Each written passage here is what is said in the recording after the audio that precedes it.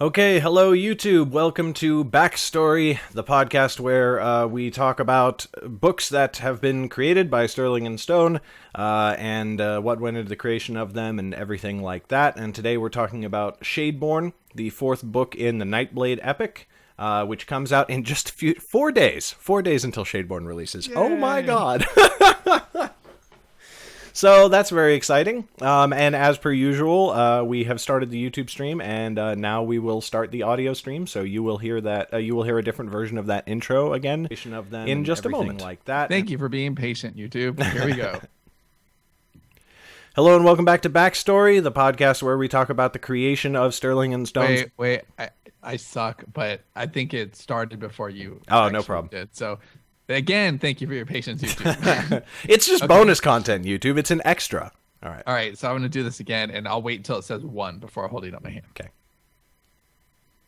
Hello, and welcome back to Backstory, the podcast where we talk about the creation of Sterling and Stone books and what went into that creation and a little bit of the development and writing and editing process. And today we're talking about Shadeborn, which is the fourth book in the Nightblade Epic. As we record this, coming out in 4 days, although, of course, by the time you're listening to it, it will probably have already come out. So I'm here with Platt, and let's talk Shadeborn.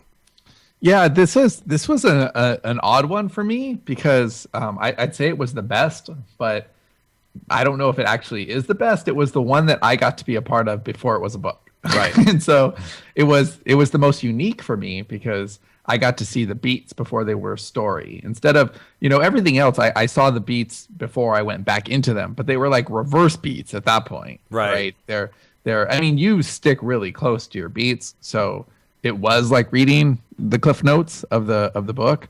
But this, I got to see the beats, and then I got to see the story, and I got to be a part of story meetings ahead of time where things were getting fleshed out. And I don't know, it was by far the most exciting for me of the 4 books, from inception to finished product. But I don't really know.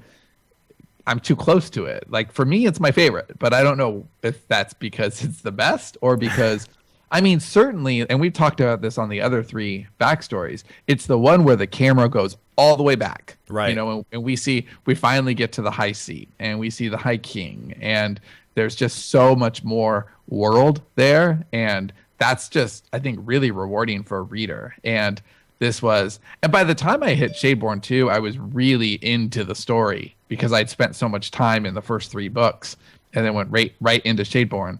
And, it was a really exciting time. And yeah. So for anybody who's not already intimately familiar, let's say this is the first episode of Backstory you're listening to on the Nightblade Epic, the first 3 books, Nightblade, Mystic, and Darkfire, were all me solo.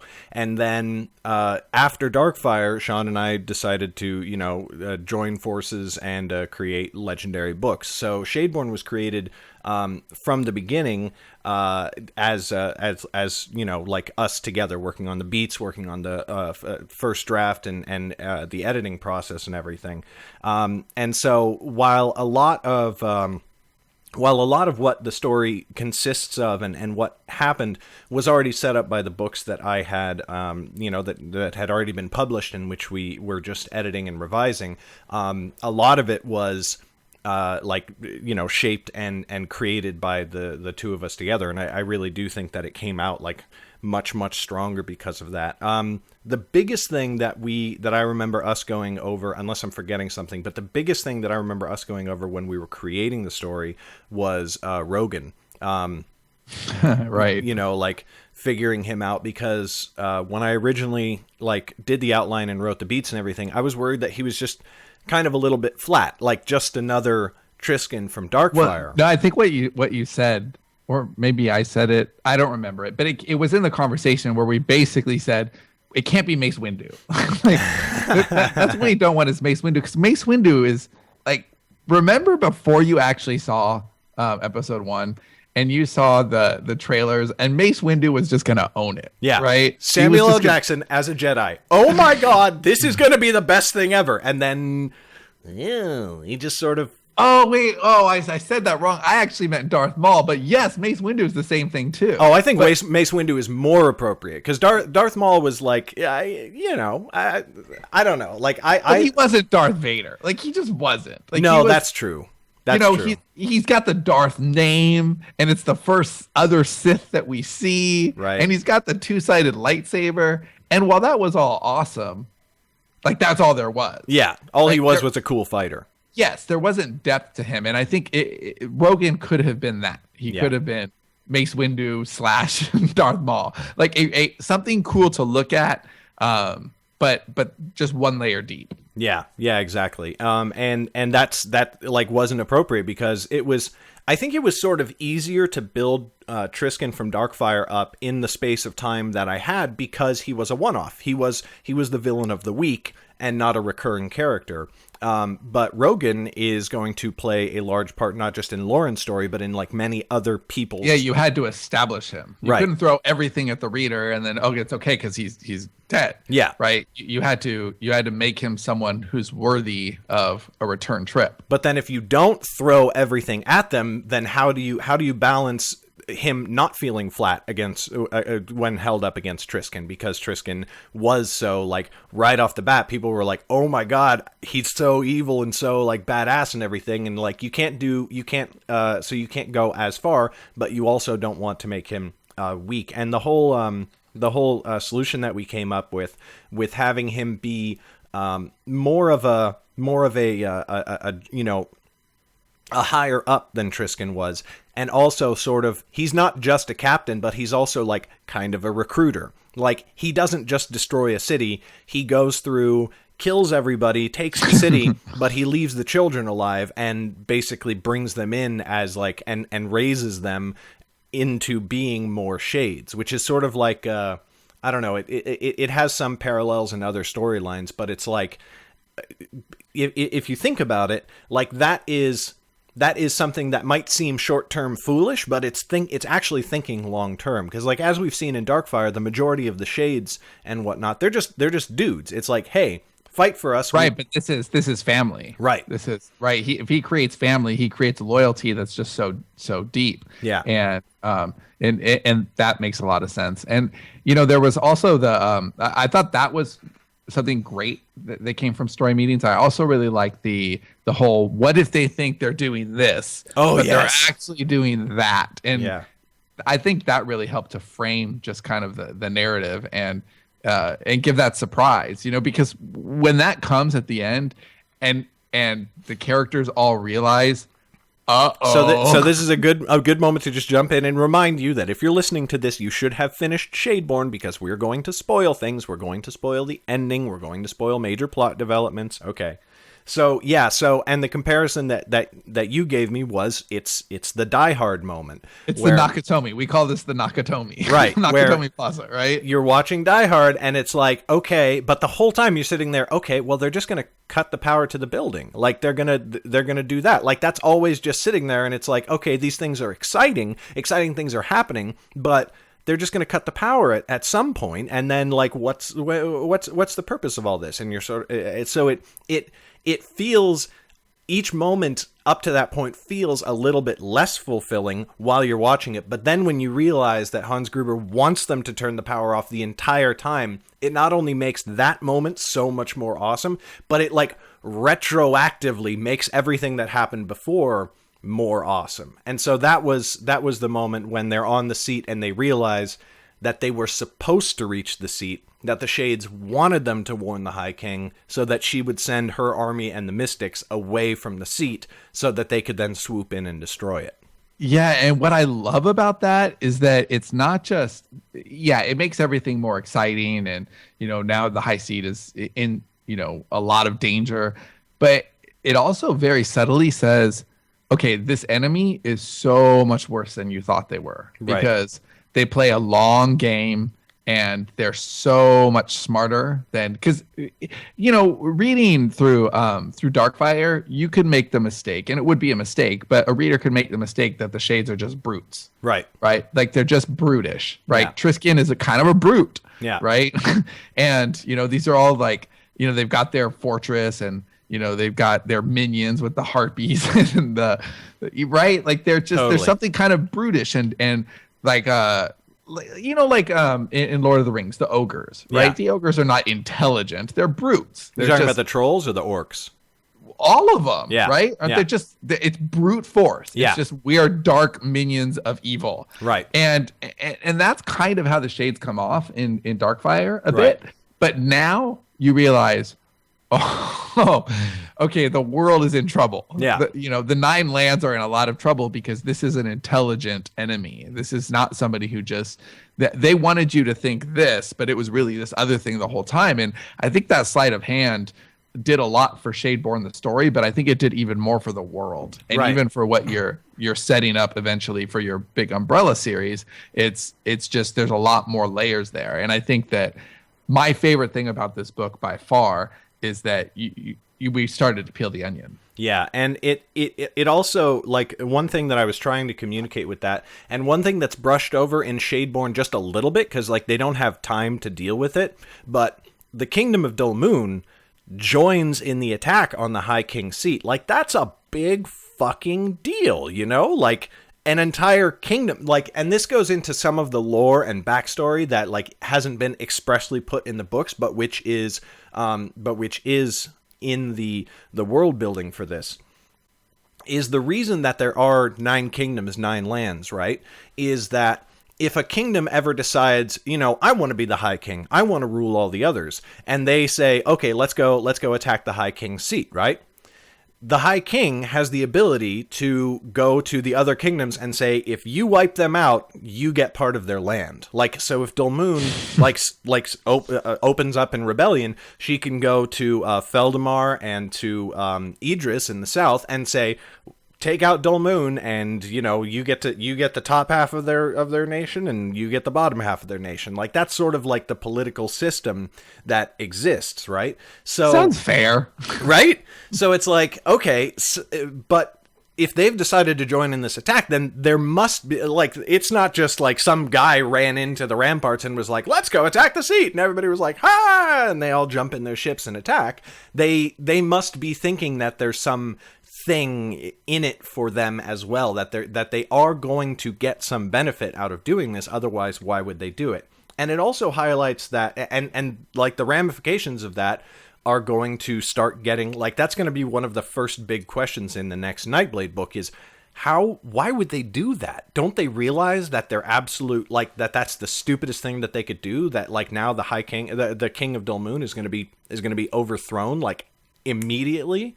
And then also, the other thing that it highlights is that the Shades have long-term plans, and their plan isn't just war. If they just wanted war and they just wanted chaos and everything, then they would just come out of the Great Rocks and start a war. But there's no point to just fighting a war. And a lot of times, like, it seems like that's what people in fantasy stories want. It's like, well, I'm going to conquer all the kingdoms, and I'm going to grow an army that's big enough that I can just conquer everybody. That was Sauron's plan. That's the plan of the bad guys in the Sword of Truth series and everything like that, is build big dark army, take over all of the other kingdoms. But if that, like, the Shades don't want to do that. They have no interest in just like forming a big army and ravaging all the 9 kingdoms. Otherwise, that's what they'd be doing instead. So then, what is their purpose? What is their long-term plan? Why were they trying to just take the seat and wipe out the High King? And of course, that's going to be one of Lauren's jobs as, like, now officially working for the High King. That's going to be one of her first jobs, is figuring out the answer to that question. But that's the beauty of Shadeborn too, is I think that there's more, the layers are peeled back, and we are seeing, that, okay, this is an onion. There's stuff here, but there's, for everything that's answered or revealed, or as much as the scope pulls back and you see more of everything, there's so much unsaid. Yeah. There's so much that, for me as a reader, now I want, I was invested in 1, 2, and 3, right, for sure. And I couldn't wait to get to 4. But now after 4, I feel like I'm dying for 5 and right, 6. And I want to see what's happening. I want to understand more of this world. I want to know, what the Shades are actually up to, because it's bad, but I still don't know. Right. I mean, I have a little bit of insight because I mean, yeah, you and I sort of talk know to some you. things. Yeah. Right. And actually that's a good point too. Is this is an interesting, all of Underrealm is a really interesting project for me because I'm slightly on the outside looking in. Right. This is very much your world. Right. These are very much your characters, your world. For everyone listening to this, this is Garrett's opus here, right? These are characters that are in his head. He's very, when the last time we went through a revision on these books, and Garrett's like, no. Here's the style guide. Like, I appreciate what you're doing here, Schmo, but this is the style guide we need to follow because the characters need to speak this way, and this is kind of the flow that this has to have. And it's it's Garrett's show, and so we need to. For me, it's almost like if you're listening to this and you don't know, Garrett is one of the people I write with. I also write with Johnny Truant and David Wright, and those relationships are very different.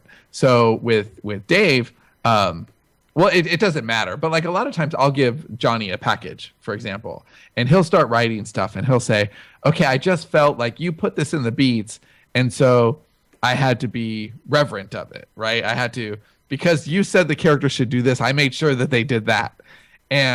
But there's definitely a lot of back and forth in that kind of relationship, where it's like Garrett is very, well, you're very clear on the whole story. And so when we talk, it's not about developing the world so much, although there's been a little bit of that. Yeah. And have we talked about the actual name of the new series? I don't know if we have before, and I've talked about it on VlogaNovel specifically. So it's fine. Yeah, we can talk about it. Okay, so as we talked about Academy Journals, that's a new series, and the relationship has evolved a little bit there. So we're talking a little more world building, and that's been a lot of fun. But even within that context, it's still very much your world and your characters, and you understand everything. So it's my job to kind of be a sounding board more than anything. And so you like I know the objectives, but I often rely on you to help me figure out like how to achieve them. Like making this book, it's book 4 in a series. How does it not feel like a letdown after the intense events at the end of Darkfire and everything? And you were like, if we have a Die Hard moment, that's just going to make the story like that much more awesome and impactful. And like, so that was, incredibly awesome and helpful. So that's sort of how the relationship has, been evolving and will continue to evolve as we get further and further into it.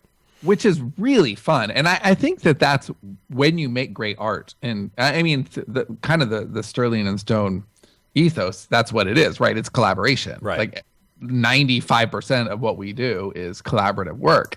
And I think that is when collaboration really, really works. It's when everybody's doing just the things that they want to do. Right. Right. And everybody's and you get to do all the things you want to do. Right. You get to make up the world and you get to make up the characters. But then I get to step into your world almost as like an observer. You're the curator of this museum, and I get to look around at all the artifacts and ask the right questions and say, well, what if there was this exhibit? Right. Because you've got all these artifacts. What if we did this exhibit for a month? Right. We just went to the Texas History Museum this last weekend, and they change out their exhibits, but they have the warehouse is full of like stuff, right? And the curator decides, okay, well, this is what we're going to highlight. And it's almost like that's my job. I get to go in and look it around in the museum and say, okay, well, let's do the exhibit for the Die Hard moment because we need the Die Hard moment. And that's just been a really, really fun part of this relationship. Yeah, it's definitely been. I have enjoyed it, and I will enjoy it continuing to go forward. And I hope that people enjoy it. I've heard from. We've had 2 people in the advanced review team complete the book and put their reviews up online, and like and I'm really gratified to hear them say that that this was in some ways like their favorite book in the series, right? And because I was just you're always afraid that like the next the fourth book's a hard spot too. If you look at a lot of series, they kind of meander when they shouldn't. And Shadeborn is really focused. Yeah. it's the most focused. It's the leanest, most focused of the series so far. Right. And I think that's good. That's the art getting better instead of getting stale. And it still feels, even at that, it still feels like, to me, 4 in a lot of ways feels like the beginning of something. Right. Like it feels like we're opening these boxes for the very first time. And 3 was a lot of like it was almost like, well, you thought that was it. Here it really is. Right. You know, and it's this new special thing. And I don't know, Shadeborn feels really sparkly to me. Yay. But not in a Twilight vampire kind of way. By the way, little known fact that not a lot of people know. The world of Underrealm does have vampires, and you will be running into them in not too long. But they are not what you think they are. Little. I'm excited to meet Underrealm vampires. Yeah. So in Shadeborn, what's something that you? Now I guess this is a hard question to answer because by nature, but what's something that you wanted to put into the book, but you had to kind of hold back? That is a hard question. I don't know. Like, one thing that was very important to me was that Nightblade, more so than a lot of the other story ideas I have for within Underrealm, right? More so than the Academy Journals and the other world building series that are going to come out, and definitely more the Umbrella series. It's like a true coming of age story, right? And the coming of age had to be, like, one of the reasons that, like, gender politics isn't a thing in Underrealm is because I wanted the main character to be a girl, and I didn't feel like I could authentically tell a story about coming of age as a teenage girl. Like, I just, I could have spent a lot of time, like, talking to people and, like, interviewing about it and everything like that. And it might have fallen short of the mark. And more specifically, like, there's Are you there, God? It's me, Margaret, but fantasy. Right. But like, also, like, there's so many people out there who can tell that story so much better and who have told that story so much better. So the solution was remove gender politics from the world entirely, which was something I wanted to do in the Umbrella series anyway. That's one of my favorite things about the series, actually. Yeah, like, I knew from the Umbrella series when I came out with it that the High King was going to be a woman. I just knew that, and that she was going to be called the High King, not the High Queen. Like, King is a title. It's not a gender specific title. So I had to. So in order to make Nightblade like a coming of age story, it had to be about more universal aspects of coming of age. So when so Nightblade is the story of getting out in the world and thinking, I'm gonna do this, and the entire world is like, you are you're really dumb if you think you can just start doing that right off the bat. Like, I'm gonna be this amazing thief, and just gets hammered every other thing that she tries to do, because, like, the world isn't, to quote John Green, the world isn't a wish granting factory. You don't walk out into it and say, I want to do this, and the world just makes way for you, right? And then, Mystic had its own aspect of coming of age, of, like, having hit that initial wall, how do you adjust what you want to what opportunities you find yourself with, and, like, what is your responsibility in, like, a sort of general sense. And then Darkfire is where she sort of says, okay, I have found someone who I can trust, and I will join myself to them, in terms of, like, actions and, like, following their orders and everything. And, how does that turn out? How does, you always have to deal with it. No matter how cool the person is that you, like, choose to align yourself with, there's always going to be friction in any relationship. And then Shadeborn is, like, not just I want to, but I have to become my own person. Like, in this book, Lauren is more autonomous than at any other point right in the series so far. And she has to accept personal responsibility. And she is still holding on. She is still, to an extent, following a legacy that Jor-El left for her. But she is voluntarily choosing to follow that legacy. So that's like what this was supposed to be. And that's what I had to... A couple of times I had to go back through the outline and remember that was a theme of the book, and sort of put it more back in, because it felt like it was leaning more towards just, like, cool action scenes rather than, like, actually speaking to that whole point, which is one of Chet's purposes, is to be the counter argument. It's like, you don't have to do any of this. You're not like honor bound. You didn't swear Yeah, some oath. and I like that too because the reader's probably thinking some of those things. Yeah. Right. And it's important to have them voiced and not just ignored. Right. What about Nightblade, or I guess Shadeborn has our first sex scene. Yes. So and we cut to black. Yeah. But it's there. So do you want to talk at all about that? Why was that important to the story? Why was that important that you get that in there? Which, I like that. It's a little more grown up. Yeah. I mean, like one reason, and this is kind of the weakest and not like, definitely not the reason that like pushed it into something that we need to include in the story. But like I said on the first episode when we were talking about Nightblade, people just kind of say, oh, well, Nightblade is a young adult series. And like, I objected to that. Like I put stuff in Nightblade that I would not want young adults to read and everything. So I kind of, I don't want the label, not because the label is bad, but just because I don't want somebody to, because that wasn't your intention. Yeah. And also I don't want somebody to like get into the series like, oh, just thinking it's young adult. And yeah, the first few chapters I could see how that's young adult, but then they get to some of the heavier stuff in Nightblade and then later on in the series and go, what the hell, like why would you market this as young adult? And that's why I'm like, I'm not trying to market it as young adult. I don't want kids to like get into this or whatever. And yeah, so that was like sort of one thing I was like, fine. She's just, when she and Chet, like I was thinking of building it up more and like maybe they do it in the next book in the series or whatever. And I was like, well, let's just push the timeline up a little bit. But no, also it was at the right time. It was at the right, because he was broken a little bit and she was helping him to not feel broken. Yeah. And also, like she just kind of wanted to like Chet and Lauren have like, quote unquote, like relationship troubles because they have big disagreements in Shadeborn and will continue to have big disagreements where he's like, we should bail. Like, can we please just go home? Can we please just do that? And she's like, no, I'm not doing this because I have to or anybody's forcing me to. Like, I want to.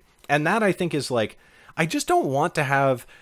I don't want them to have a relationship that's dysfunctional because of stupid bullshit, which a lot of young adult, especially romance-focused young adult, does. It's like, agreed. And I just hate that trope. I hate reading it, and I would never want to write it. So their relationship as a couple is very strong and healthy. And the problems that they're going to have are like, I want to do this. I'm worried about doing that because it's dangerous for you. And also like, I don't particularly want to do that. And like, how do you reconcile with your partner?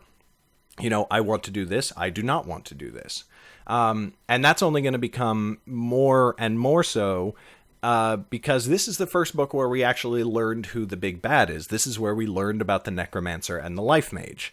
And that's the big thing that's been lurking the entire time. And once again, just like he did at the beginning of the book, Chet thinks he understands what he's getting into, and he doesn't. And Lauren tries to tell him that he doesn't, and he's like, no, I'm going to stick around, I'm going to whatever. And then he swiftly realizes, holy shit, this is so much worse than I thought it was. Well, now they're both in that circumstance with the necromancer. They're sort of like, okay, so there's a wizard who wants to do bad things. Okay, I guess we can deal with that. We've dealt with wizards before, right? Well, yeah, but the thing is, we're stand-ins for Lauren and Chet. Also, we don't know how bad it is. Yes, we have no idea. And I actually think and that's a good kind of closing statement. Yeah, is like this book ends on such a powerful note because it really gives closure to this story. But it also sets up so much more. Yeah. Now there's a relationship between Lauren and the High King. Yeah. Now she actually has a duty and a purpose because she's been kind of meandering. Yeah. She left the Birchwood and she's just been kind of hurled into one thing after the next for all of this time. And now she has a duty and a purpose. And I think that's something that she was probably missing. Not envious of exactly, but really respected Jor-El. Yeah. That he had this mission. He had purpose. He was a strong man who had a lot of integrity and he had something to do. Right. And I feel like now she has that and it gives her purpose and it gives the book series purpose. And So I guess in closing, like, what are some things that readers can really look forward to, in the next Nightblade series, and I guess tease Academy journals too. Yeah, totally. Well, I mean, the big thing is that Lauren has now found herself working directly for the High King, and she's going to go work for Jor-El's boss, Jor-El's old master, and she, she already had some chafe points, some points where she and Jor-El would not always agree on things, and they would sort of like argue about them a little bit, and she wasn't always just willing to blindly follow orders like a good soldier, and if that was the case with Jor-El, it's going to be much more so now. So she's going to have to figure out again, like what's her real purpose for doing this, and does the way that she's chosen to do things align with that purpose or not? And then yes, the Academy Journal. The next book that's going to be coming out in Underrealm is the Academy Journals, and that's a little bit of a coming of age story because it's about a wizard going to the academy. But it's even more adult, right? Like, yeah, very much so. Like first scene right off the bat, but more so than that, very intentionally so. Yeah, but more so than that, it's just not it's not really a coming of age story. It's more about a I don't know how you'd put it, but like a like sort of discovering your personal identity, which I think is actually different from coming of age. Like coming of age is sort of its own thing, and finding your own personal identity is something that some people have to deal with earlier than when they come of age. Some people deal with after, like later. Like, Sons of Anarchy is a story about Jax finding his own personal identity, but it's not about him coming of age at all. Like, he did that already, and then he discovered his personal identity later, and that is probably one of the better analogies, because there's definitely sort of a crime family feel to the Academy Journal. So that's coming in January. Yay! I'm very, very excited about that. It's the first one I get to be a part of from the very beginning. Yeah. So and we've done some really good stuff. So before we wrap up for Story Shop, this is a reminder that I'm going to start putting at the end of all of the episodes that relate to the Underrealm books. If you haven't already, go back to your copy of Shadeborn and make sure that you read all the way to the end. And that is something that you're going to want to do on all of the books from now on. So if you missed anything, that's where you're going to find it. So yeah, thanks so much for listening to Backstory. I said Story Shop before, didn't I? Yeah, I did. Thanks so much for listening to Backstory, and we will catch you next time. All right, thanks for listening. Okay, awesome. That's all right. Backstory is awesome too. Great cross branding there. Thanks so much for watching YouTube. We will catch all of you guys later when we do our next Backstory episode, which will be for Academy Journals. Yay! Yay! All right, later, guys. Bye. Oh, I'm excited for the Academy Journal.